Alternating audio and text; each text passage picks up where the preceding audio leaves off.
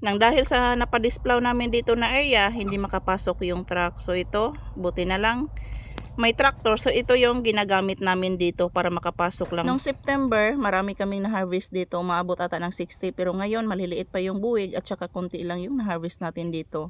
Assalamualaikum po sa mga kapwa kong Muslim. Sa mga non-Muslim followers namin at saka sa mga viewers, hello po sa inyo. So ngayon October 14, ito po yung harvesting sa saging namin. Every 14 kasi of the month yung schedule dito. Kunti lang yung nakuha namin dito, maliliit pa yung mga buwig, mga bunga, hindi pa pinalagpas ng mga magnanakaw. Yung kinuha pa, yung mga malalaking bunga pa. Social din.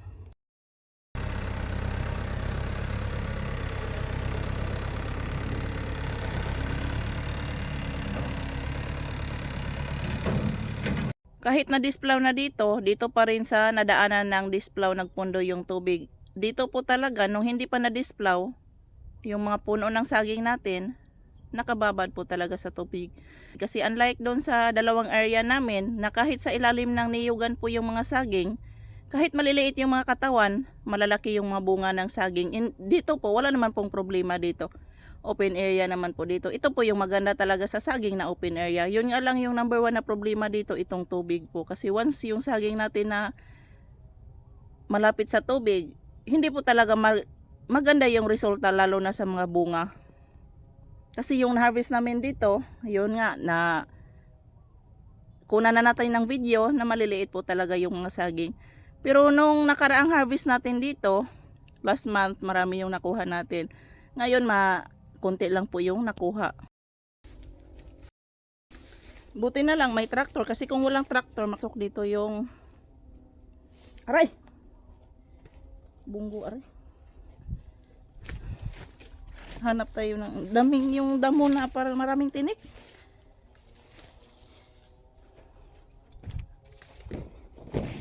Kasi ando na sila sa unahan. Hindi kasi dito makadaan yung traktor sa nadaanan ng displaw. Kasi masira. Aray.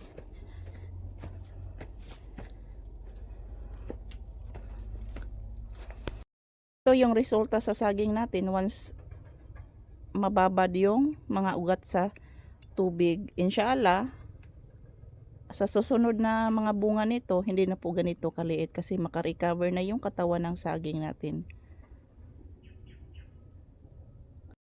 May mga saging kayo na malapit sa tubig o nakababad talaga sa tubig, hanapan natin ng paraan. Kasi kagaya dito sa amin, napadisplaw namin to.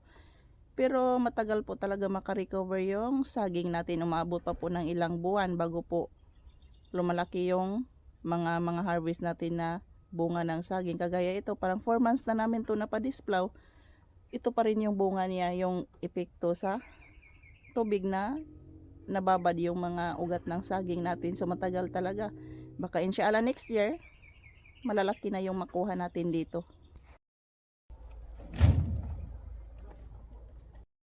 Yellow na, malapit na mahinog, walang saging sa bahay, mamaya dalahin namin to. Walang sakit po ito, ganito lang talaga yung balat ng saging once matanda na. Kasi ilang araw na to, o baka bukas makalawang araw may hinog na ito. Malaman natin yung saging kung may sakit ba o wala, kasi dito may makikita tayong dot na kulay itim ata yun or brown. So ito wala tayong makikita na dot, ito lupa po to, kaya marumi. So walang sakit po yung saging natin. Pero once may makita tayong dot, ayan, may sakit po yung saging natin. Yan po yung tinatawag sa Tagalog na sigatuka. So yun yung po dapat natin applyan ng fungicide.